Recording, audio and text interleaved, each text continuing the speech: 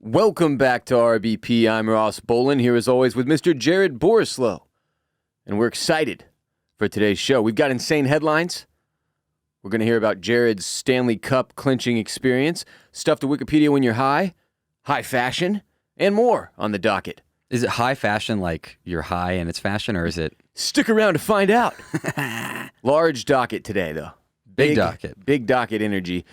Jared, I want to start off with a new segment today, if you'll oblige me, though. I'll oblige you. We'll call it Last Weekend in Shame. Our friends on the Circling Back podcast, where I was a guest last week, do a segment called This Weekend in Fun, where they talk about the fun stuff they're going to do that weekend. And I had a great weekend, don't get me wrong, but I also behaved shamefully. And that behavior needs to be recognized with a segment, so we're trying this out.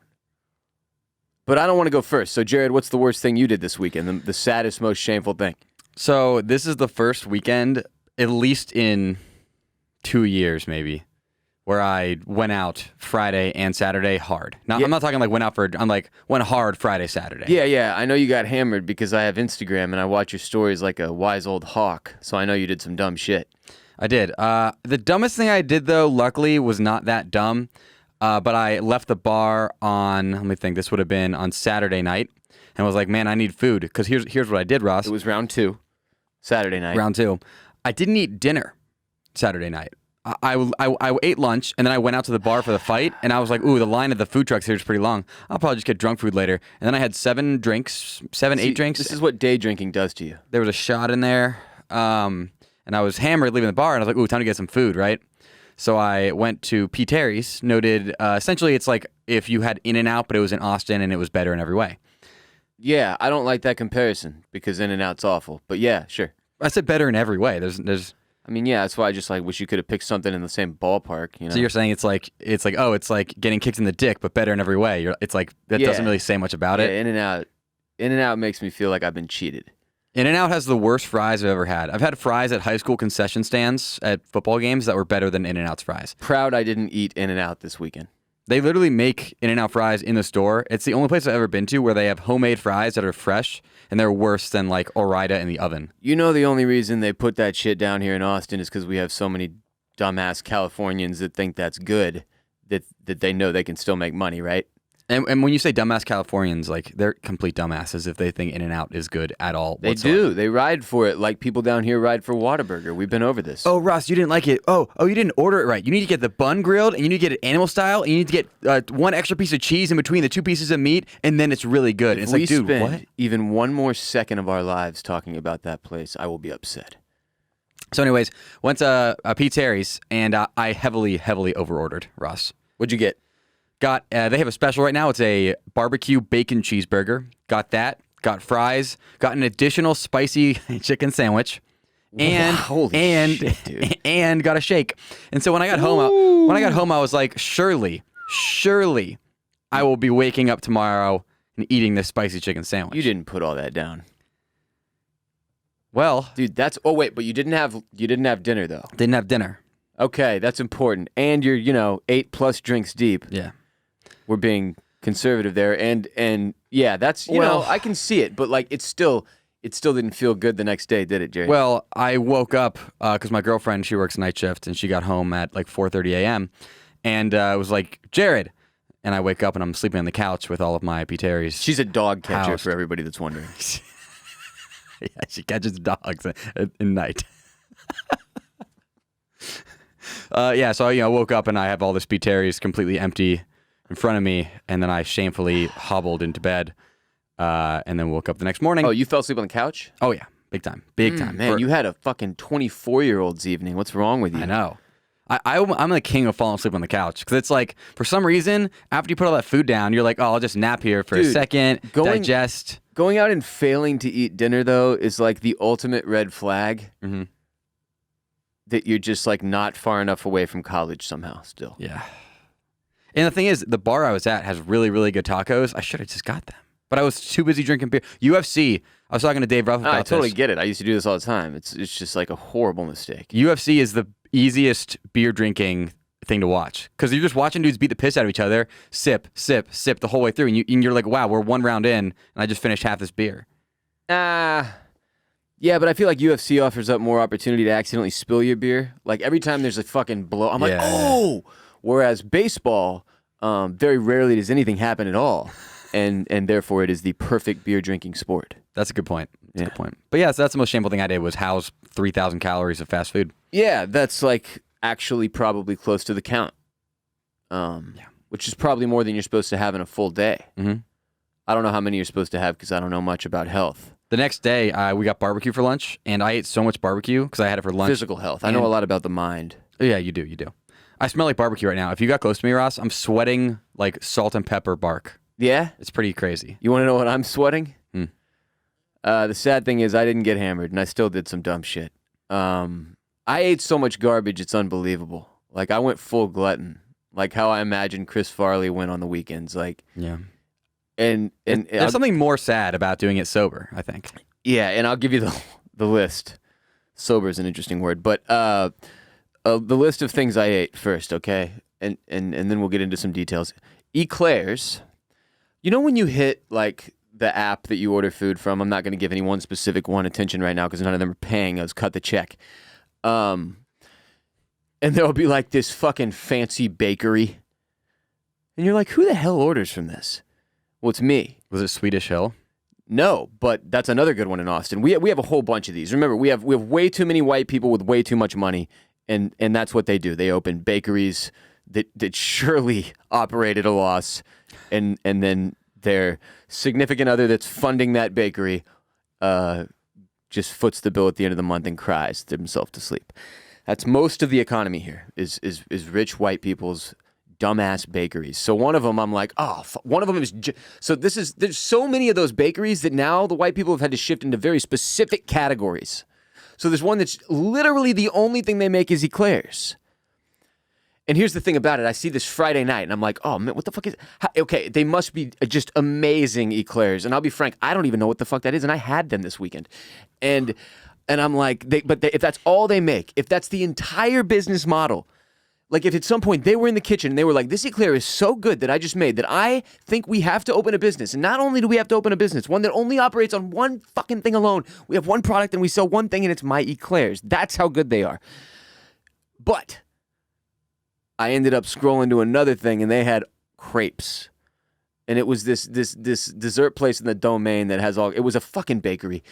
And so I got crepes, but here's the thing. I didn't get crepes like, ooh, some crepes. Like, you got one crepe, you know. It's almost like ordering pizza. Do you remember? Like, you get one flavor. You used to pronounce it crepes. Crepes. Crepes. Because one time we told a story on this podcast. Well, it's just spelled funny. How did you what was in these crepes? Was it what was in the crepes last time we talked about crepes on the podcast? I honestly have no idea what you're talking about, so I'm going to get back to my story. I got 3 flavors. That's the thing. I didn't get one crepe. I got 3 crepes. Cookies and cream, sweet berry, and s'mores. And it was a Jared situation, and one that we've come across before on this podcast, where I was like, well, surely I'll wake up and have one of these for breakfast because I'm an animal. And I didn't. I ate them all. And then the next night, I went back for the eclairs, and then I ordered from the eclair place. And that's the important thing about this list at all. None of this was physically picked up by me. It was all ordered. It was all delivered to my doorstep, where I went and fetched it and then shoveled it down my gullet hole. That increases the shame. It does. I walked like a mile to get my fast food. At least you, like, that's some level of ownership. Like, here's the degrees of ownership you can have over your food. You walked into the forest, hunted an animal, killed it, cooked it, served it up to your family and village. Or you walk to the fast food place to pick it up yourself. Or you walk to your front fucking door and picked it up off the front doorstep because you're the laziest piece of shit there ever was. And then somehow I found another night, Sunday night. And remember, like, I don't go out and drink, so this is like my party, you know? So I went hard 3 nights, dude. I went out and just raged. And the third night I had I went for a Blizzard. I wanted a Blizzard from Dairy Queen. Shouts to Dairy Queen. Local subpar fast food joint with decent chicken fingers, but really this is the only thing you go for. It's the Blizzard. And when they serve it to you, they do this to show you that it won't fall out. It's fucking stupid. Y'all can stop doing that if you're listening, executives of Dairy Queen. But when I went to order the Blizzard, it was like, why would you not get some chicken finger basket with this? And I was like, yeah. So I got that and I ate it all. I also had a ton of popcorn. I had pizza for dinner one night. I think I'm the most ashamed of this last bit, though. I drank just an ungodly amount of coffee.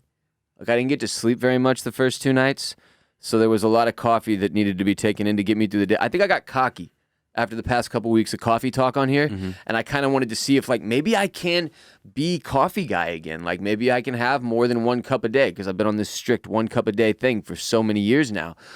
And I tried, and it was fucked up. It was a terrible experience. You people are crazy as hell, man. I was running around tweaking. I didn't know what was going to happen next. You end up in somebody's garage trying to eat their face while they're working out or whatever. Like, I just didn't like it. I can still feel it a little when I think about it, the jitters. The most caffeinated I've ever been, I drank a Mountain Dew Amp, which is an energy drink they may have canceled, like they used to do to Surge. No, it's one of those ones that gamers still just, Yeah.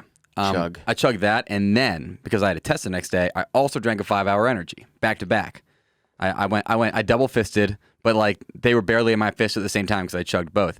I remember walking back from the library. What are you playing, Edward Scissorhands with energy drinks? I distinctly remember walking back from the library, like down back to my apartment, and I was like Spider-Man. Like I literally saw in slow motion. It was nuts, like a fly. You went Spidey vision? Yeah, it actually was really cool. I've kind of wanted to replicate that. I feel like I should just do shrooms though. It'd probably be better for my heart. You should do this before every show.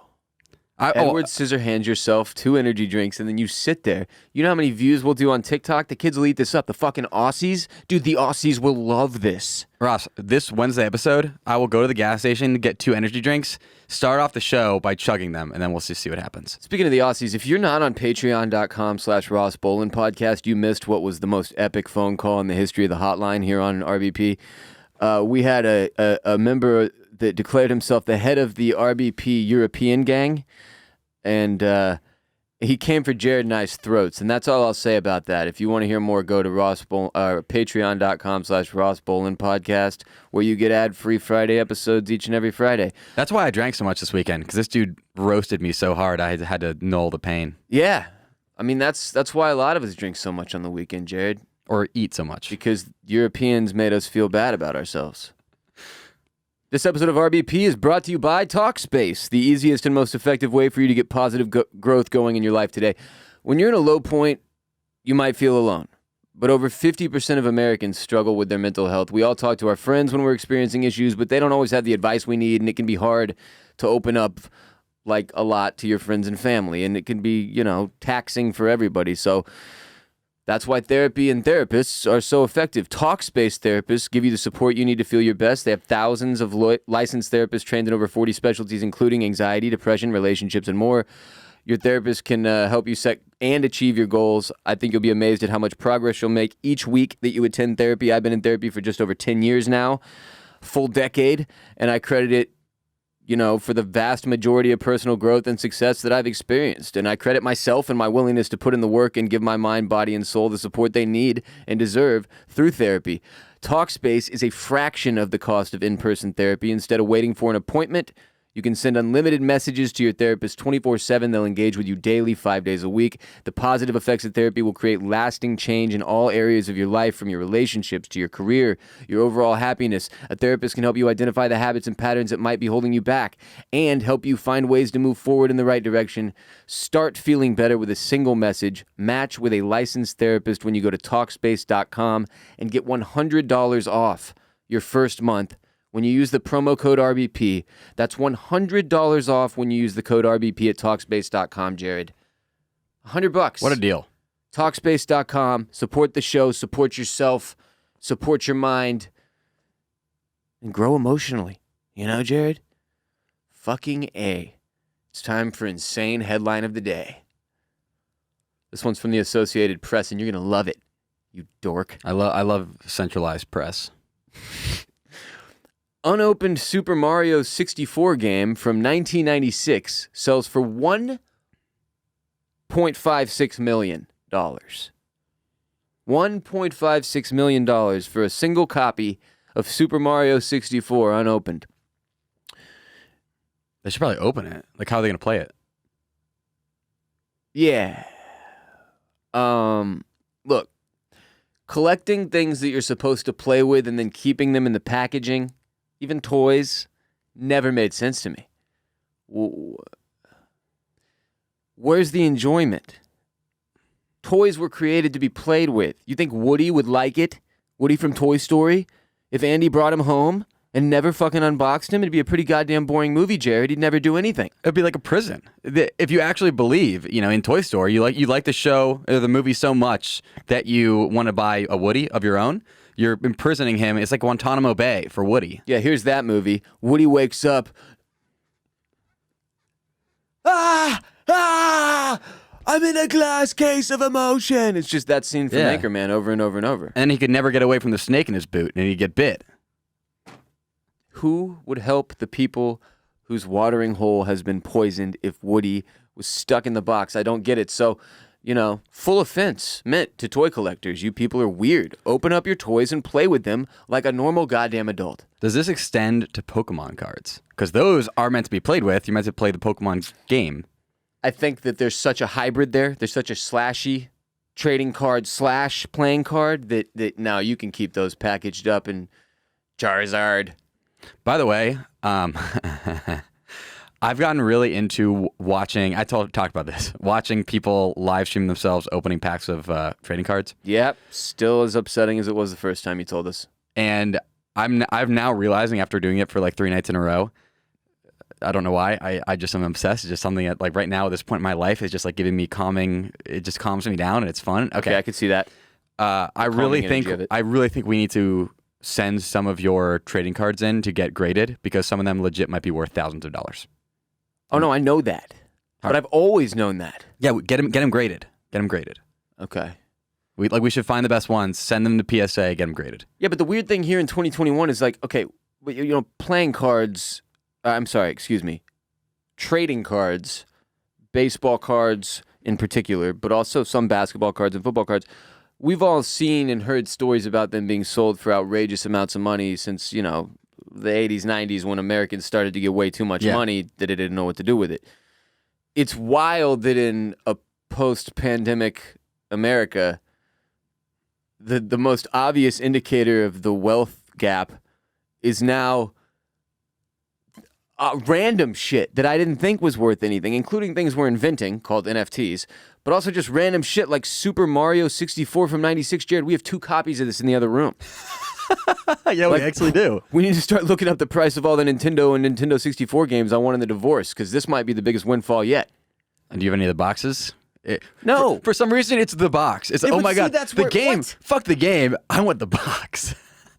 So you can put it. Is it the only reason I could see this making sense is if you're a local podcaster like me or you, and you need something to put on the shelf behind you.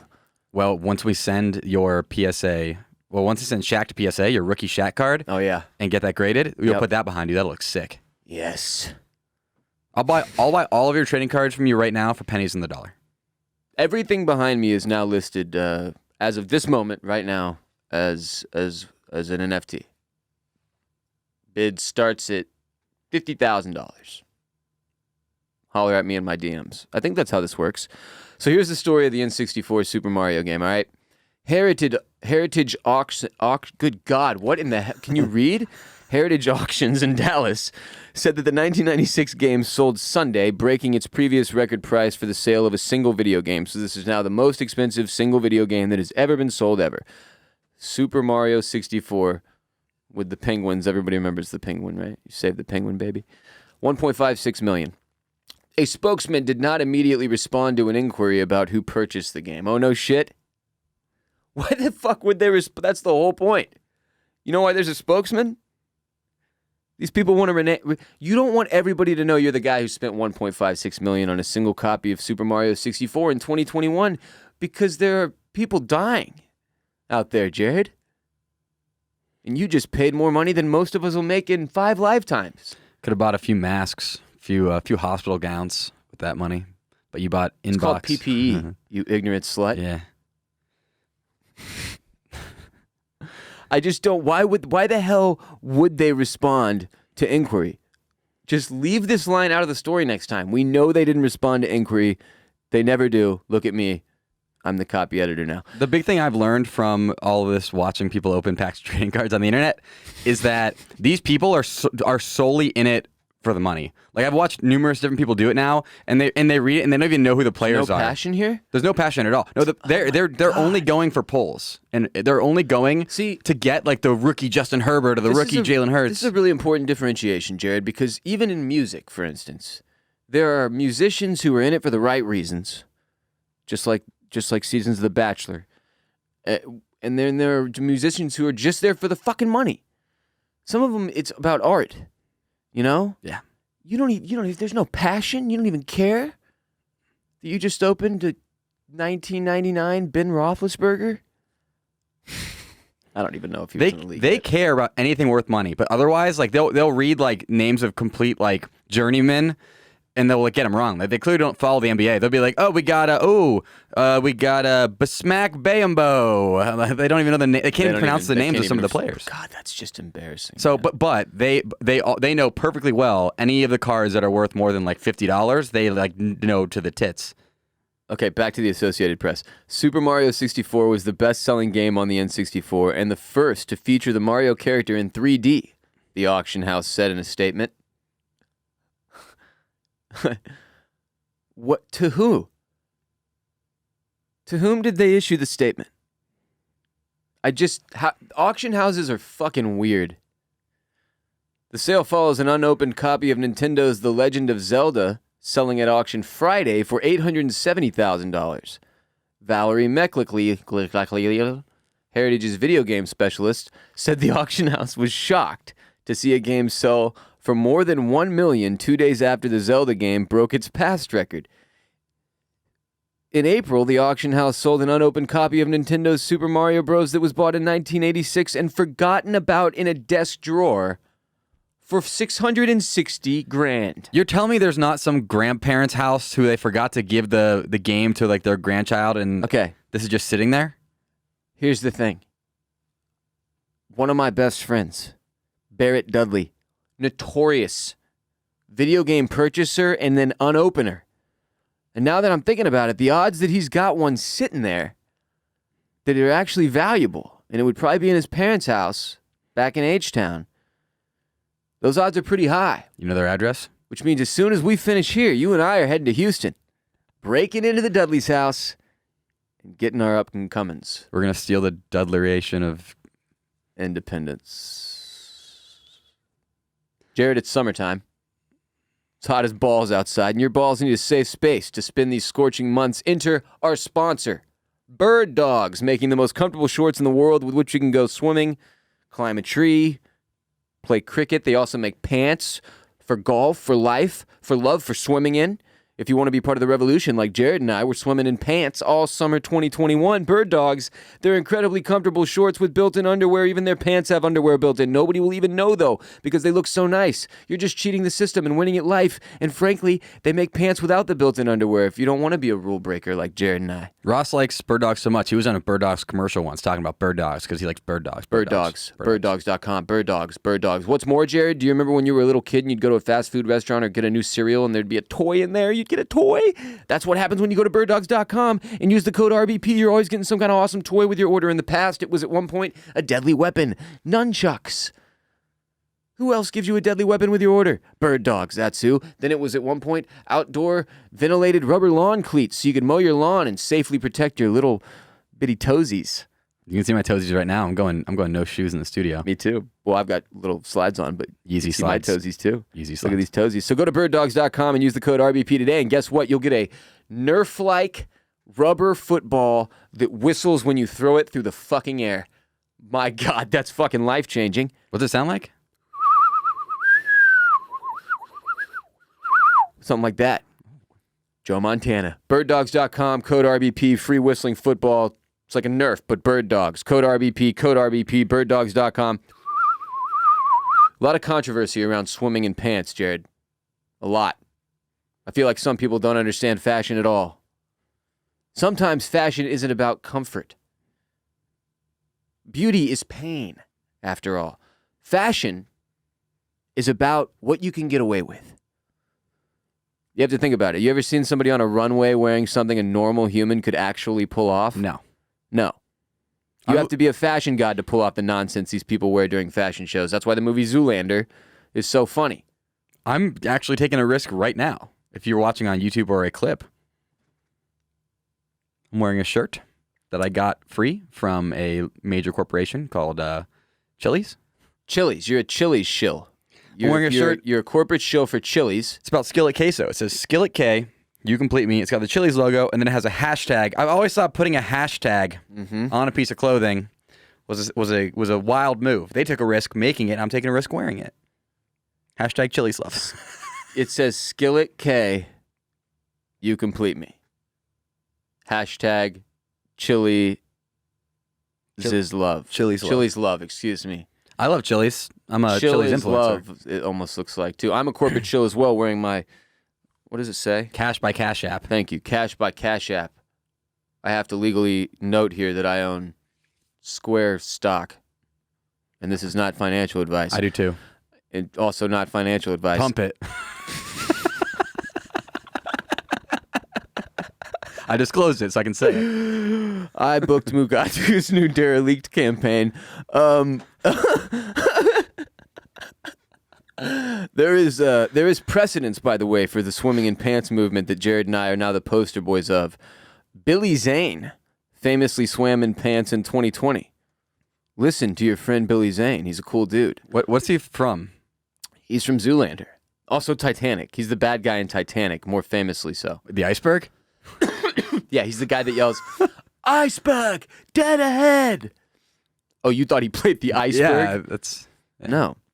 But Billy Zane once wore khakis to go swimming on the beach, and he was, I'll just say he wasn't in good shape. He had a bit of a beautiful gut going. I won't say he wasn't in... Good shape isn't the right phrase. He wasn't in what most doctors would consider healthy shape.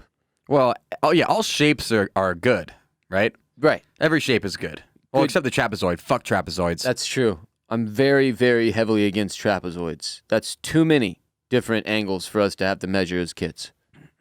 How do you do the area of a trapezoid? You have to do the area of this rectangle and the two triangles? That's bullshit.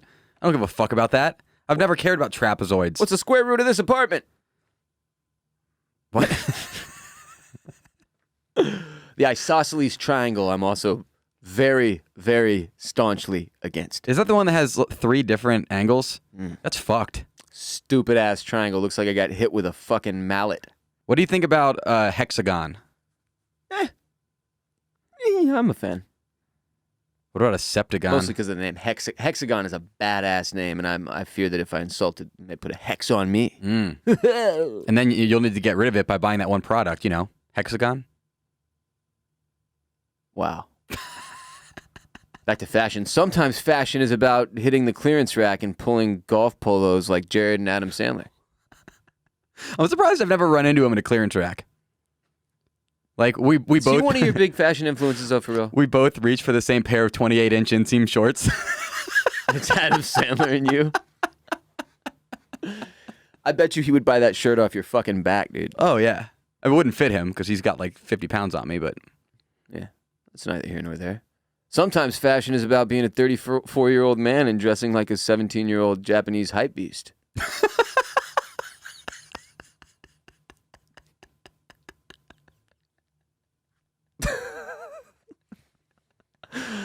You've never more properly described yourself. This has been Fashion with Jared and Ross. For the love of God, That might be my favorite segment we've ever done. It's really good. People learned a lot, I feel. I'm gonna. You don't even have fucking shoes on. This is gonna be our first ever highlight video on YouTube. I'm gonna make a highlight video of this segment. People are always asking too, like, "Oh, hold up your feet, prove it." Like, no, we have been very fucking clear about this. Onlyfans.com/Ross Bolen podcast. Should I give him a toe? Christ. Just one toe? Just the big toe. There we go. They got it. Go to youtube.com/C/the Ross Bolen podcast. You know how many people aren't listening right now because they hit pause and they're masturbating? Way too many. Way too many. Which leads us to our next segment. grab your light. This is stuff to Wikipedia when you're high. Stuff to Wikipedia when you're high.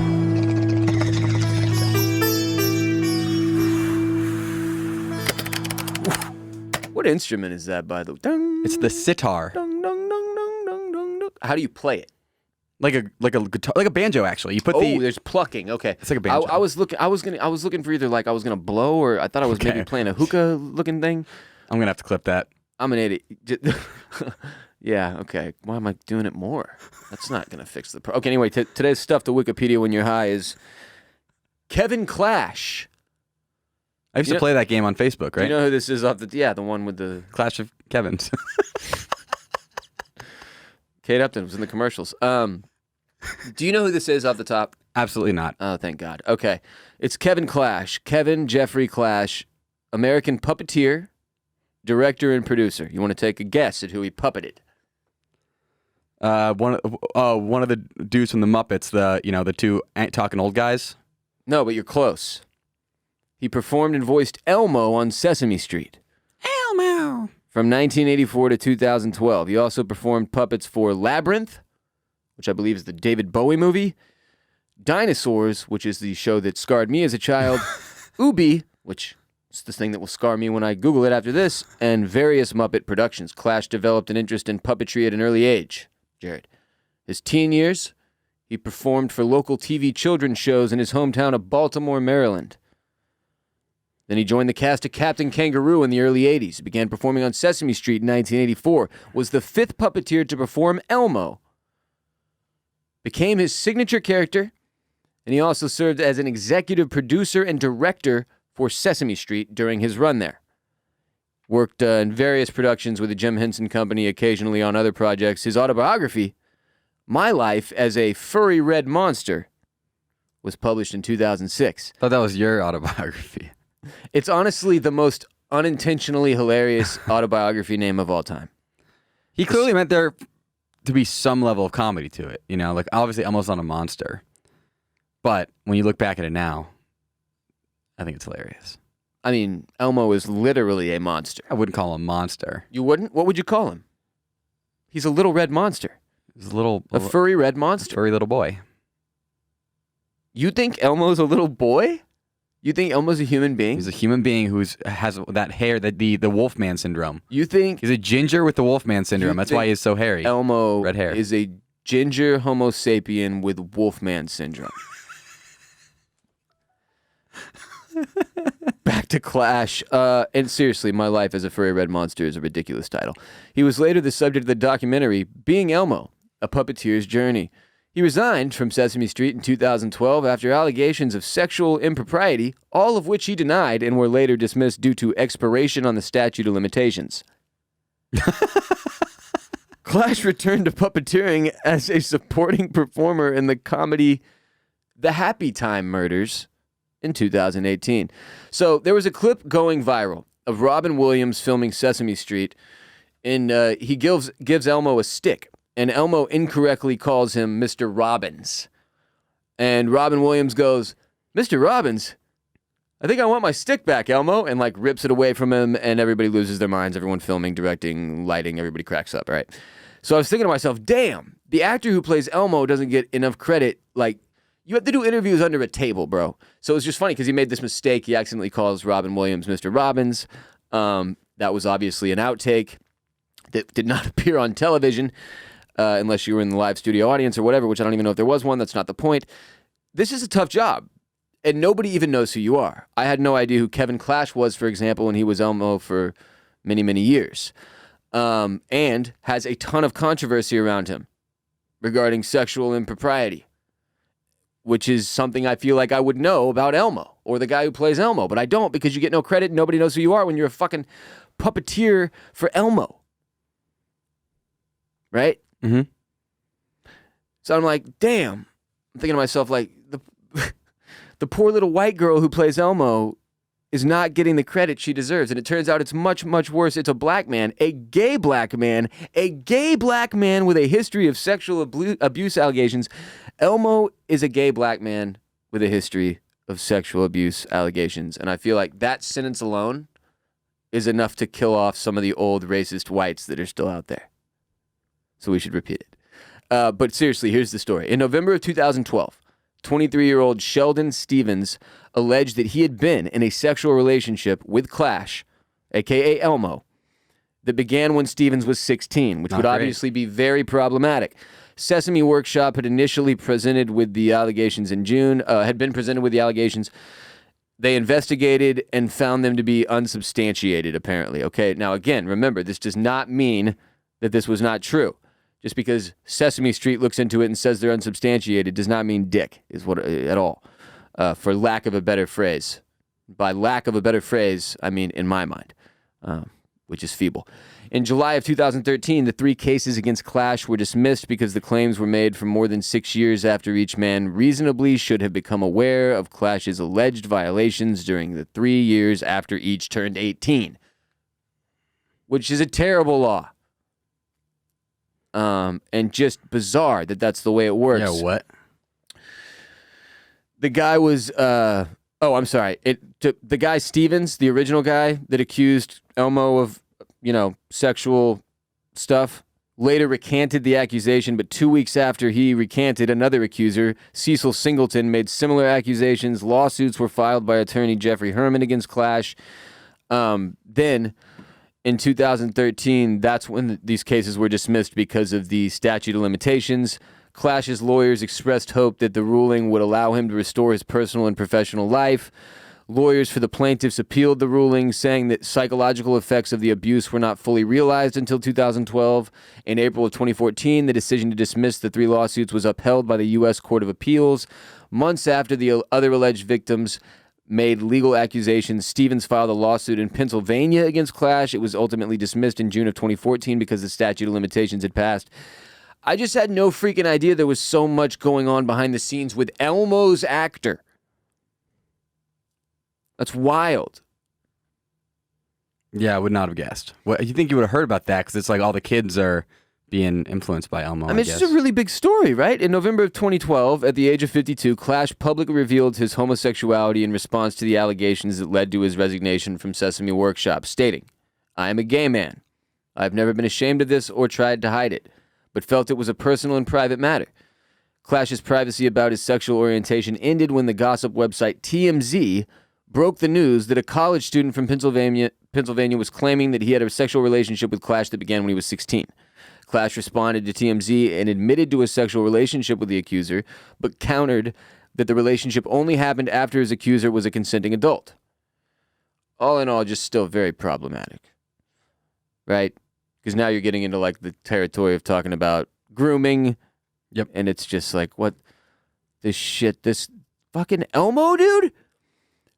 So he bounces from Manhattan, sells his apartment, moves out to L.A., and starts doing things like the Happy Time Murders, the Dark Crystal Age of Resistance, and Lyle and Mr. Bumbly Pants.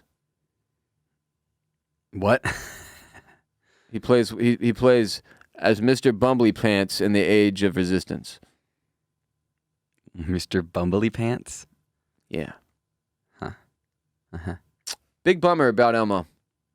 Anyway, they say NFL offensive linemen are the most underappreciated professionals, and I think it's puppeteers and hand puppet actors, J-Bone.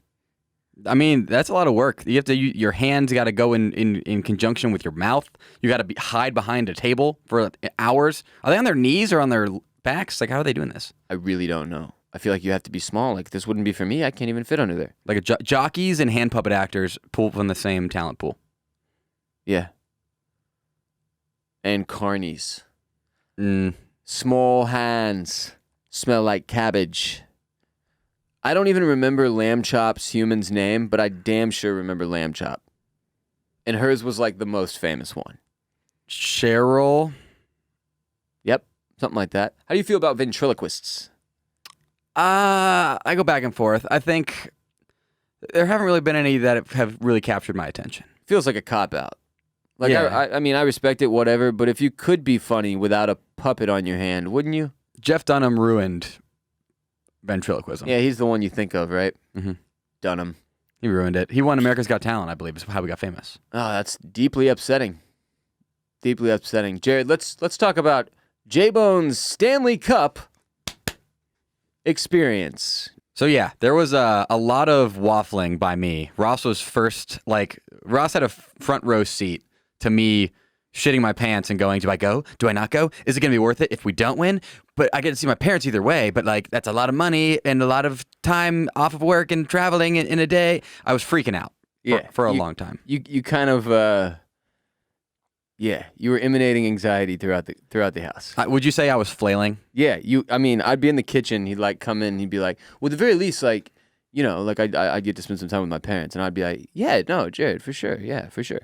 So he'd go back to his office, and then 3 minutes later, he'd come out and be like, and it's worst case, I'd just be like, Jared, just go.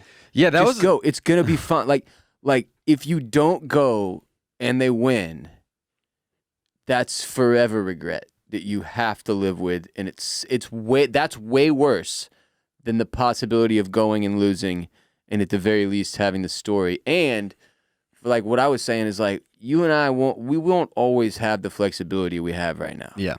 So you have to take advantage of it for all the people who don't have that flexibility. That is part of it.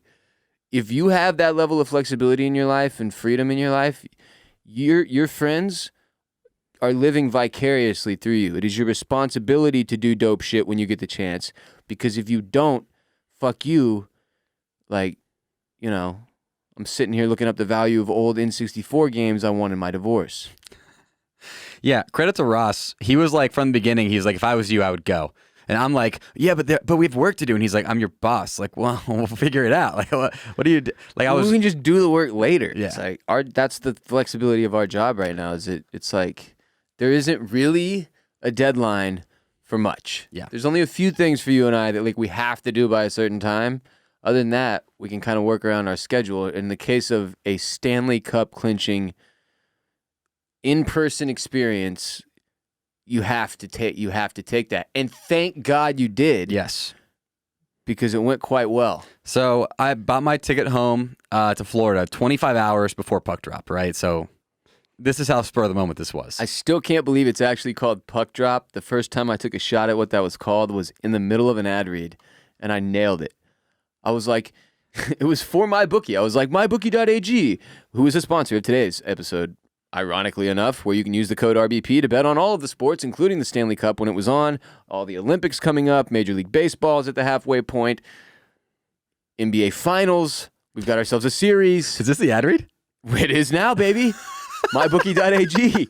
Use the code RBP when you sign up and you'll get a deposit bonus. Stipulations apply, but they have all the live lines and props you need. The casino is fun as shit if you don't care about sports and want to get crazy with it. MyBookie.ag. Just make sure you use the code RBP to support the show when you sign up today. If you already bet and you love it, you can bet, love it, and support the podcast you love at the same time at MyBookie.ag with the code RBP for that deposit bonus. Hit it, Jared. Press the button. Back to you, Jared. Boom! So a reason why this was so difficult was because there was literally a hurricane that was about to hit Tampa when I was making this plan. Yeah, so it actually was a tropical storm when that's how long he waffled. The motherfucking thing turned from a tropical storm into a hurricane by the time he made the decision. And then the decision was still yes, which was amazing and brave, and I commend you. But also being Florida people and me growing up in Houston, Category 1. These fucking hurricanes. It's a Category 1. That's like a little bad rain. It's not that much. Not to dismiss the fact that we take it very seriously when there are numbers 3 attached to things and 4 and so. We would evacuate. We had a strict rule growing up. I lived through many hurricanes growing up in Tampa. Oddly enough. Category 3, you evacuate. To be clear, I was in Houston. We evacuated for Category 3 because we lived near the water, so storm surge would have, Category 3 we were and never up. Close enough. Houston is far enough off the coast, but we would still get freaking rocked by the flooding and the rain. Flooding being the main thing you want to avoid, as we've found, 7 different times in my lifetime so far. I still can't. Hurricane Harvey, if you had said to me, oh, is this a thing that could happen to Houston? I would be yeah, maybe New Orleans, but everybody knows New Orleans is below sea level. The thing parked on top of my city. I've never seen anything like it. Over and back. Fucking just sat there, though. That was days of the torrential downpour you're supposed to experience for maybe a half of a day. It's fucking crazy. I've just never How did it turn around? How did it do that? Coastal winds from the others from fucking California, man. Fucking Californians are Fucking ruining California. everything. Sons of bitches. By the way, now I have ironically enough, I have a 90-pound Doberman named Harvey. It's a rescue from Hurricane Harvey. This fool fucking swam around in the floodwaters, survived, and now he lives with me. And he's the only dog that doesn't give a shit if it's raining outside. He'll still go out there and be a good boy and go potty, because what the fuck is a little bit of rain when you've lived through a goddamn hurricane as a dog by yourself? What a badass. He's also almost killed Bruce twice. Well, Bruce kind of has learned his lesson now. You don't listen, man. You what's the saying? You kick that bear in the dick and you get the paws or something like that. What is it? I like that. You bite the wasp's nest, you get the bees, Jared. Why are there bees in a wasp nest? Kick the hornet's nest, you get stung. That sounds right. You can't take the heat, get out of the kitchen. So a lot of people were questioning my flight choice, okay? Okay.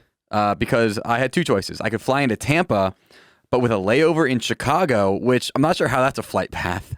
Yeah, y'all should have fucking heard the back and forth about this decision, this process, to pick which flight he should take. My God, it was another 20 minutes of my life. So how is there a flight path where I go from Austin to Chicago, which is further away from Tampa than Austin is, and then to Tampa? That's absurd. You know, I feel like, honestly, this is my theory here, that the airlines create these flights just to insult poor people.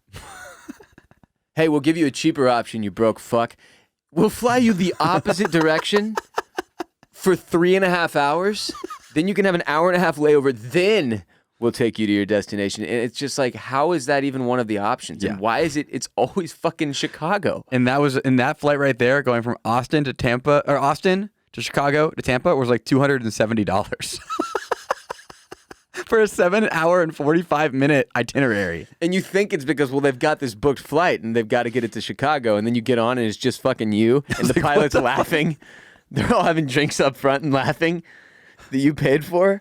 So that was one option. Fucking airlines. Shitty option. The only thing good about it is that it gets into Tampa, which is the place I'm going. Right. The other option. Eventually you would get Yes. there. Yeah. The other option, which I took, is I flew into Orlando from Austin nonstop, got a rental car in Orlando, drove the rental car to Tampa, which somehow was the same price because I flew Frontier for like $75 and then just got the rental car. See, here's the fucked up thing. I would have had to take the other one, because how long was the drive? That was 2 hours. I'm not Ubering that. So I would have had to go to Chicago. How is there not a direct flight?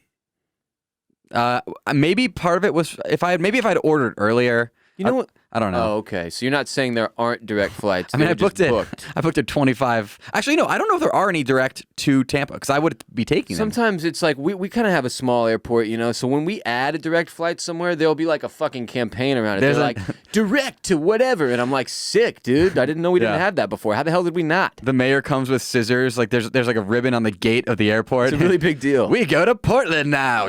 Seriously though, it's like, and then I'm somehow like, maybe I should take a trip to Portland. Yeah. It's effective.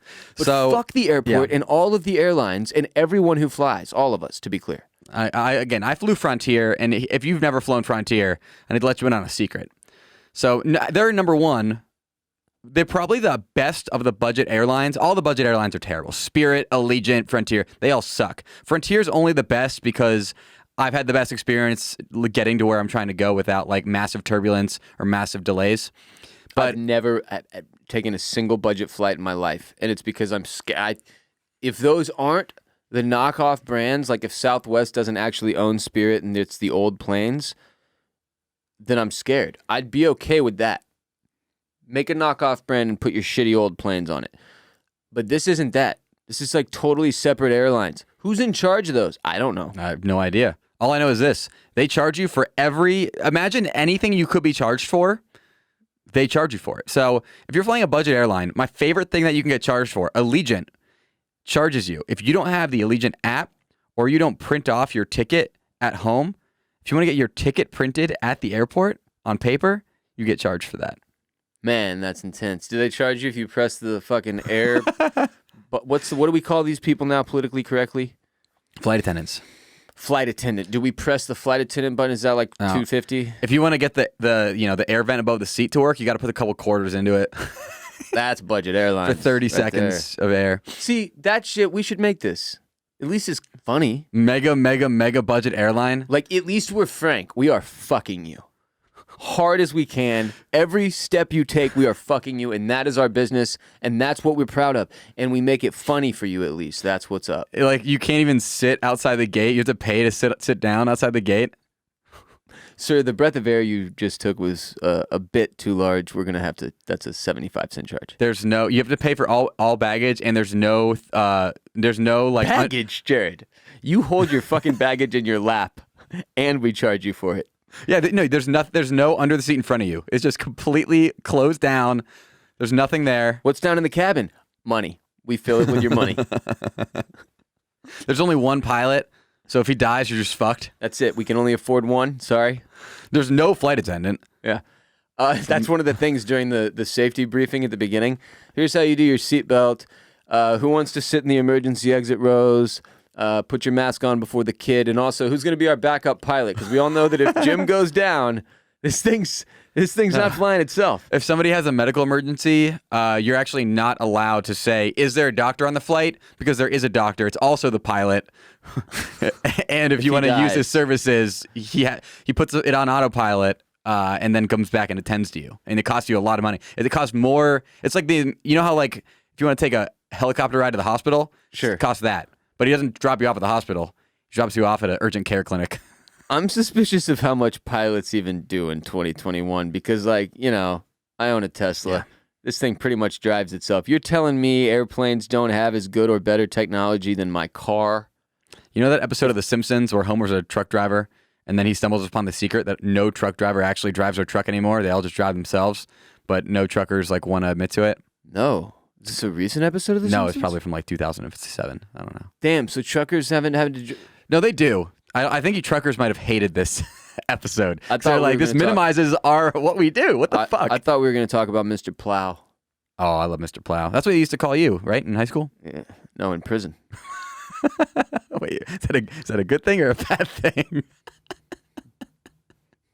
Again, I don't see it as good or bad. It's more of like everybody's right. It's how you feel, you know? Okay. So anyways, yeah, I flew into Orlando, took a rental car to Tampa. Trip started off hot. I got into Orlando. Car. We're not skipping that. I got into Orlando 30 minutes early. What were you driving, though? Ford Edge. Did you edge yourself? I edged in the Ford Edge. Good. You know what's sad? I actually had a Jeep Wrangler was what I reserved, and they were like, "Yeah, we don't fucking have this thing." They never do. How did you reserve this? They never have it. They never have the thing you reserved. Yeah, I ordered a Chrysler 300C. Oh yeah, here's a bicycle. Get the fuck out. The fucking rental place, that's the most disrespectful place in America. People bitch about like the DPS and the DMV. No. The rental car place, that's the place where people fuck you the hardest. I waited in line for like 45 minutes trying to get a car that I reserved they didn't have. And then all the information I filled out online, they made me refill out in person. Bro, it's exactly like Popeyes. Like whatever you ordered is that you will not get whatever that is you asked for. Like you show up to the rental place and you're like, yeah, I ordered the Ford Taurus. And they're like, listen, we've got a giant white van. We've got an 18-wheeler's cab with nothing attached to it. You can take that. And we've got a skateboard that my cousin left here last week. They're all the same price. Oh, please come fill it up before you bring it. Fill it up before I bring it back? Are you fucking serious? Fill it the fuck up with gas. You want me to fill up the car with gas before I drop it back off? How about y'all just build a fucking gas pump here and fill up the cars yourselves, you lazy assholes. Akon did that. Akon's got a gas pump at his house. Akon and Young Jeezy. So yeah, the rental car experience sucked. Wait in line took a while, whatever. Get to Tampa, right? Sure. Well, that's actually not. It didn't happen right away that way. It actually was kind of sad. Did you fucking kill someone on the way? The trip was going great. The flight got in 30 minutes early to Orlando, Ross. Have you ever heard of this? A flight got in 30 minutes early. They flew too fast. They flew- Folks, wait, so did you have to circle? Oh no! We landed on the tarmac and everybody started cheering. They go, we got into. That's how all pilots Hey, talk. why do they have to talk that way, though? I don't know. Are they all on Percocet? What is that? Folks, we got some bad news. There's a live cow on the runway. We'll be circling for the next hour and a half. Like, oh yeah? Fuck me. We're going to be circling for the next hour and a half. You know what that means, Jared? The dude throws it in like fucking, he sticks like a fucking crowbar to stick the wheel slightly left, and the plane just drives around the airport in a circle. I feel like that ups the odds of something terrible happening by 400,000. Circling above an area that there are like Other 100 planes taking other off, planes. coming in. What are we doing here? How is that the thing? And somehow the next best option is what you got to endure, which is landing on the tarmac and frying like a piece of chicken. Well, they said to us, we'll be at the gate momentarily. Everybody's like, yay! People cheered when we got in early, and then they go, bad news. We don't have a jet bridge operator. We have to wait 30 minutes for a jet bridge. Do you know how hard it is to operate a jet bridge? You press forward until the jet bridge is almost touching the plane, but not touching it, but almost touching it. And this is one of those things you don't think about, but like in an airport, this is how delicate these matters are, all right? There's one guy named Frank, and he's the jet bridge operator. And if Frank has diarrhea, guess what? Nobody's operating the jet bridge, and you can't fucking deboard your plane, even though all of you are already standing up like assholes. I had somebody Ross, people are back to being assholes on planes. Oh, we are back, baby. We are all the way back. It's like it never happened. I had people running like it was the frickin' Pokemon movie 2000 just came out. The second it goes ding, they stood up and sprinted to the front of the plane. You got that shitty seat, which means you have to get off the plane after me. 500,000 people died. And you people made it as long as I did after church camp. That's fucking pathetic. Yeah. So back to fucking standing up immediately upon landing. Yeah. As if there is anywhere to go. As if now you are not hovering over me. Stop looking at everyone's breasts. You creepy old bastard. Sit back down with your weird hard-on. It's the pressure in the air for these old people in the Viagra or something that activates it deeper or something. BlueChew.com, code RBP.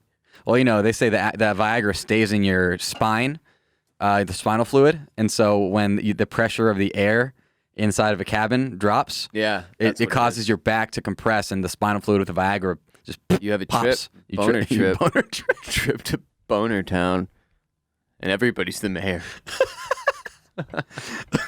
Okay, so I had another thing happen. So stuff started to go bad pretty quickly after I got there. So then I get in the rental car and I go on the highway and I immediately get onto a toll highway. I don't have any cash because, you know, it's 2021. Yeah. And so I have to go. I should run the toll through through the camera thing. I just assumed in Florida you could throw what the fuck ever in there. Like it didn't really matter. Some seashells. Just fucking whatever's in your, little baggie of meth. So I'm certainly going to get charged like $400 for running a toll in my rental car. Yep. Make it home, whatever. Now, hang out with my parents and the puppy. Great puppy. Shouts to Elsie. And then go to the game. I'm only in town for 15 8 hours? Yeah, some shit. So people rightfully think of Tampa as not a sports town because the Rays and Bucks have some of the worst fan bases in America, right? In terms of sports fan bases, they're not lauded. If you are a Rays or Bucks fan and you don't agree with that statement and you're like, no, we have great, then you're just an idiot and delusional. Yeah. Because everybody knows, I lived in Tampa for 18 years. Rays and Bucks, Rays, great now. One of the best teams in baseball right now. The fans still suck. This is why the last couple of years have been so weird. You guys have won a Super Bowl, gone to the World Series and lost, and won back-to-back Stanley Cups. People call it Champa Bay. That's actually a tight nickname. It is. Now, I must note, I'm no longer a Buccaneers fan because when I was in high school, they blacked out the games in the local market and I couldn't watch the team. And also, James Winston was the quarterback and they sucked and they were terrible and everything And you sucked about abandoned them. ship and went to the Packers. That was a mistake. Yeah. It was not a mistake, okay? I don't like the Bucs. It's not like, oh, shit, I wish I'd stayed a Bucs fan. I'm not a Bucs fan, so why would I act like I'm a Bucs fan? I don't like the Bucs. Bucs Are your suck. girlfriend's people Packers fans? Oh, big time. Okay, then you're good. That's the Yeah. only reason this makes sense long term and works out, and I can write it off. Because otherwise, like, this was a fucking weird decision. You can't abandon your hometown team right before they win a Super Bowl with Tom Brady. It's weird. I mean, the team's going to be good for one more year. They're going to win a Super Bowl this year, and then know, they're going to suck for 20 years. And now I respect you more because every other shithead would have run straight back to Tampa the second they saw the Brady wagon arriving in town. You maintained loyal. Now you're a true Packers fan. You earned it. I was like a fan when Deshaun Kaiser was the quarterback, so. I don't even know who the fuck that is. Exactly. Yep. He was a Browns quarterback. It's not what you and want. Notre Dame's quarterback. That's the Houston Texans way, though, which we're going back to. What is even happening there? Go ahead, Jared. Back to you. Yeah. So the Lightning have one of the best, most dedicated fan bases in all the NHL. People don't think about Southern hockey teams as having good fan bases, but Except for the Lightning. the Lightning, these are not bandwagoners, right? Like my family had season tickets since like 2002, I think. Yeah, the Lightning is a storied franchise. Yes. People don't realize this just because they're in Tampa Bay, and it is strange. You don't think of Florida and hockey, but that the Lightning franchise is a storied hockey franchise. We've been good for the last like 19 years, and we've only missed the playoffs 6 times in the last 18 seasons. And I only know this because of video games. Not a hockey person. I only know this because of video games and also paying attention to who's in the playoffs every year. We have a sellout streak since 2014, and so I'm sure your whatever shitty team you are listener is a fan of, it does not have that probably, unless you're a Blackhawks fan. Or That's like really yeah. good. The Rockets used to have that till last year, literally. Really? Yeah, it was like 20 years in a row we made the playoffs or some shit. Sweet. Yeah, it sucks. Yeah. So the atmosphere inside Amalie Arena was the most electric sporting atmosphere that I've ever been a part of. I haven't been to that many massive games like this. Just like I've been to some Rose Bowls for Wisconsin. One. We talked about this, but like people getting released back into the wild, you saw the energy. Like the beginning of the NBA playoffs was a shit show, dude. And then the Stanley Cup final, the game that you were at, was the most boisterous human atmosphere I have seen since the pandemic started. It was unbelievable. It felt like that's the thing. I was like, we are all the way back because it was so loud in there. It was awesome, man. Playoff hockey is riveting stuff. Potential Stanley Cup clinching games at home. Whew. Not only that, Amalie Arena would probably be the number one, if not like top 3 best arenas in hockey, if not all of professional sports. A few years back, they fully renovated it and added in like all the crazy, insane stadium shit that you've like ever wondered. Is there a pool in there? There's not a pool. We have a pool with stingrays in it in Tropicana Field. It's your baseball stadium. Now, what they do have, and they have the massive jumbotron that every new stadium has now, right? Seemingly the most like expensive lighting and projection display. The entire rink, they use it as a projector screen, Love and that. they have like a 8K resolution camera that shoots video onto it. That's hot. And they turn all the lights off, and it's like it literally is. They should actually sell it as like a movie theater and put movies on that thing. That'd be sick. You'd have to, kind of a weird angle. Well, half the stadium, you know, you could do half the I stadium. mean, not a bad idea. Now, Ross, the best thing they have in the stadium, by far, okay? Okay. There are 2 massive Tesla coils that hang from the roof and literally shoot actual lightning around in the stadium. That's the most Florida shit I've ever heard. That doesn't seem safe at all, though. It's not. I actually think if we win a few more banners like we did this year, then they're going to start lighting on fire and people are going to die. But Ross, it's truly incredible. I need you to see a video of these things. They go, and here are your Tampa Bay Lightning. And then everybody's like, yay. And then all you hear is, and there's these 2 Tesla coils shooting lightning into the stadium, potentially electrocuting people. Well, not yet, but maybe soon. I'm going to watch. I've got video pulled up here. Holy shit, dude. It's amazing. Yeah, that's not safe at all.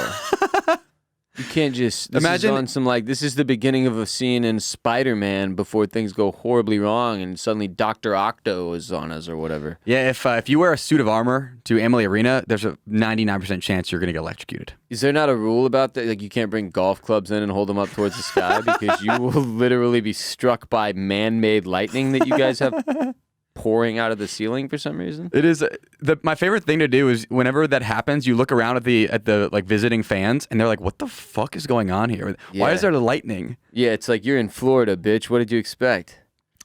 Yeah, it's the atmosphere in that stadium. I'll always remember. I said to my dad halfway through, I'm like, "This is the craziest sporting event." But I asked him. My dad went to the 2004 Game 7 that the Lightning won at home. I said, "What was crazier, this atmosphere or that atmosphere?" And he said, "Honestly, the 2004 Game 7, but I think it's because it was a Game 7, you know?" Yeah, that makes sense.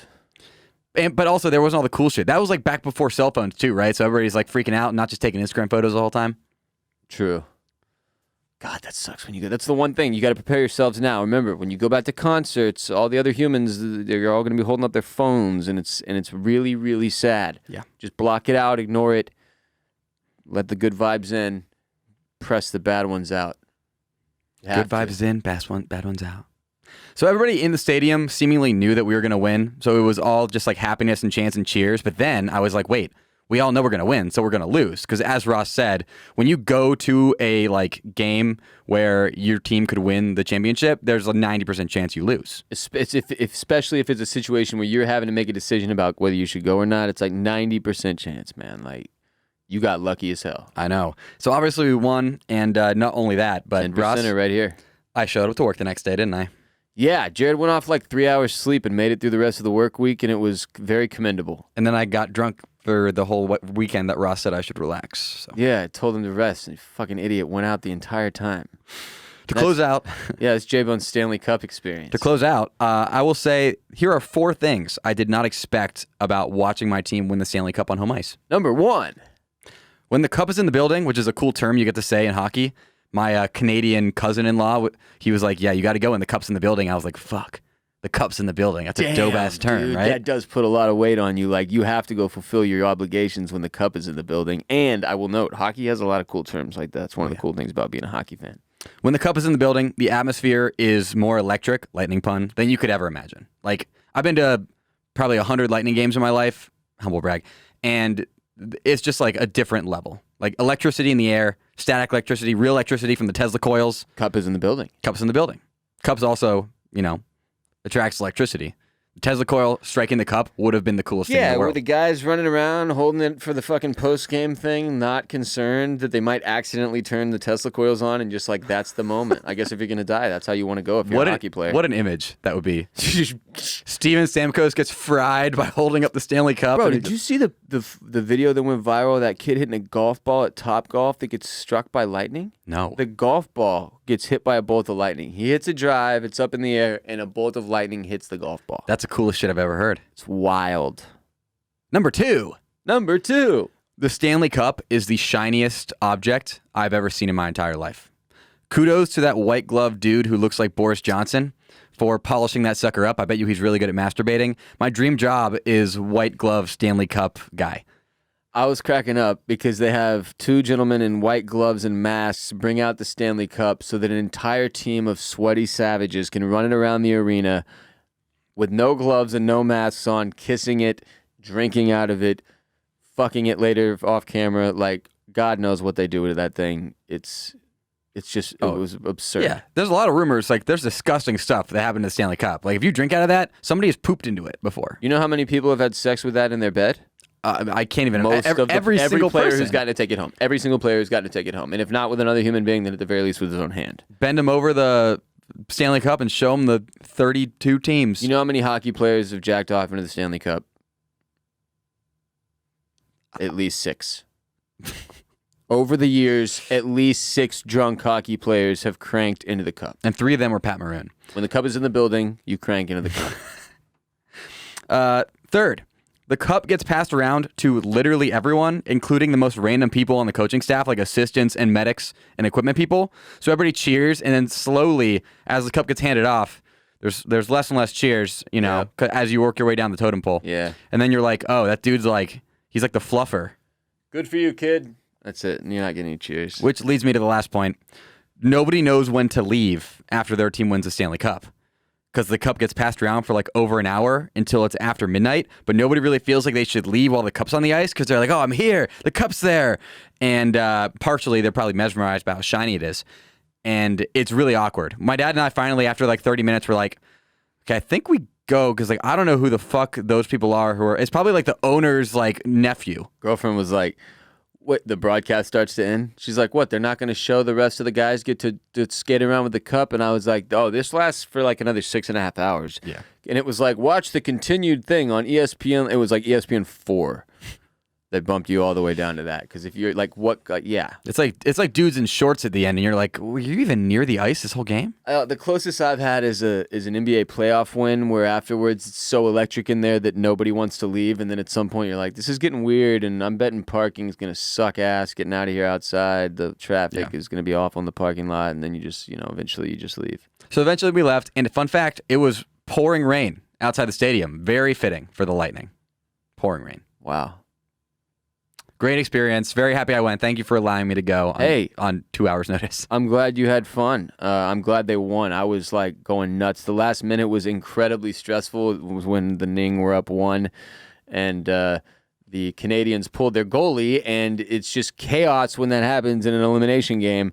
And it was indeed chaos, and I was like jumping and yelling and could barely breathe and clenching my chest as I went into cardiac arrest. Yeah, what is behind me right here? Bring the thunder. That is the, so they give everybody a noisemaker. It's like a piece of cardboard that you fold up and then you just whack against your hand. I saw that. I was white-knuckled on that thing for like 4 hours straight. Like literally, I was grasping it, just making noise, going, ah! I liked the part where you were so nervous that you were hitting yourself in the face with it on Instagram. Mm-hmm. That was funny to me. Thank you. So the goal scorer, obviously, whose name was Ross Bolen. Yes, the goal scorer being a Ross was awesome. Yeah. I was very excited for Ross Nation.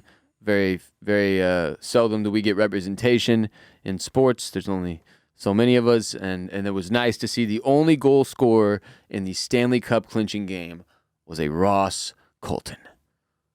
Ross Nation, stand Colton. up. Ross was Ross Colton. Exactly. And that's it. And that was J-Bone's Stanley Cup experience. Congratulations to all the Ning fan out there.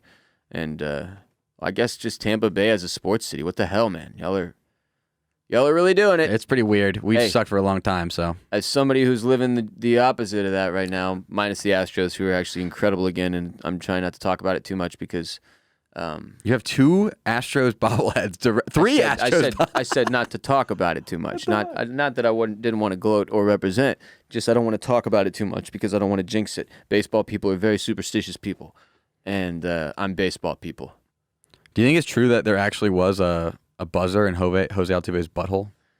That's what I heard, Jared. And until somebody checks the 2-hole, we'll never know for sure. Speaking of which, if you want an ad-free episode of this podcast every week, you can get it on patreon.com/Ross Bolen podcast. And when I say ad-free, I mean completely original, 100% new podcast, just no ads in it. Drops every Friday, patreon.com/Ross Bolen podcast, where you can support the show in exchange for ad-free Friday episodes. Jared, you're making a perplexed face. Yeah. How many people listening right now do you think always thought that Patreon was just regular episodes of the podcast, but we take the ads out? I have no idea. But just to be clear, they're not. They're completely new episodes. We usually record on Thursday, but sometimes on Friday. They're often more unhinged than the normal episodes, and they do not include advertisements. We put them up in exchange for your direct support with a minimum $5 pledge to join the RBP gang, or you can join the Enforcer tier for $10 minimum, or the OG tier. The 2 other tiers obviously bringing you even more content in the form of columns as well as mental health minisodes each month. We have a blast. Patreon is the #1 place you can show your support for this show other than directly supporting our sponsors by using the URLs and the codes that we give out from our sponsors, which today we had 3 great ones. MyBookie was Talkspace.com, code RBP. MyBookie.ag, code RBP. Birddogs.com. Code RBP. Easy enough. Yeah. Go to the description of the episode. I also have the links there. Righteous. And then, of course, if you want the ad-free Friday episodes of RBP, the only place to hear them, the only way to get them is patreon.com/Ross Bolen Podcast. Completely original content every Friday. Brand new jokes and laughs. Mm-hmm. And as Jared mentioned in the past, if you have never been on Patreon, then you have many, many, many episodes of this show that you've never heard and you could catch up on. If you've got a vacation at some point this summer, get in there, go crazy. Patreon.com/Ross Bolen Podcast. Support the show today. Jared and I are desperately trying to keep it above 1,000 patrons, trying to work our way to 2,000, where if you see on patreon.com/Ross Bolen Podcast, there are goals and rewards for if we hit certain benchmarks as well. So go today. Thank you for listening. Now hit patreon.com/Ross Bolen Podcast. Sign up, support the show, enjoy the ad-free episodes. Jared and I will be back on Wednesday with another one. Until then, Bumblebee Tuna. You come in my face, I'm gonna fight you. Fuck. Did you even know which one it was going to be? No, I right as I hit it, I knew. Ah.